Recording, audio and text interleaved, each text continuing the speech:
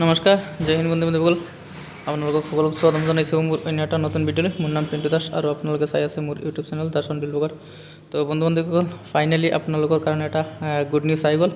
Good নিউজটো কি আপোনালোকে দেখি পাইছে ইয়াতে ফাইনেলি অসম পুলিচৰ নিউ ভেকেঞ্চি আহি গ'ল। তো মই ইয়াত এতিয়া এই অফিচিয়েল ৱেবছাইট যেটো আছে এইটোত সোমাইলোঁ আৰু আপোনালোকে ইয়াতে দেখি পাইছে যে নিউ এডভাৰটাইজমেণ্ট অলপ আগতে আহি আছে 1/12/2025 আপোনালোকে ইয়াতে দেখি পাইছে advertisement for the post of constable এভিয়ান ইউপি ক'ত কিমান পদ আছে। তো বন্ধুসকল আপোনালোকক দেখুৱাইছোঁ এডভাৰটাইজমেণ্টটোত ক্লিক কৰিলোঁ আৰু আপোনালোকে দেখি পাইছে ইয়াতে ডেট লিখা আছে আৰু লগতে ইয়াতে আপোনালোকে দেখি পাইছে যে কিমান পোষ্ট আছে।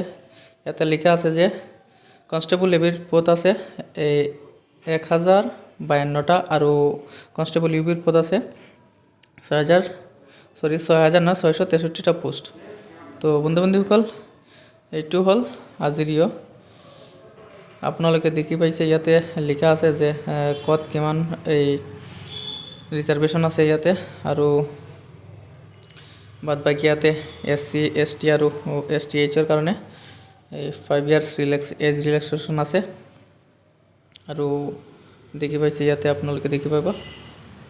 তো নতুন এটা ভিডিঅ'ত মই আপোনালোকক ফুল ইনফৰমেশ্যন লৈ আহিম যে ক'ত কিমান পোষ্ট আছে আৰু এজ কিমান লাগে হাইট কিমান লাগে।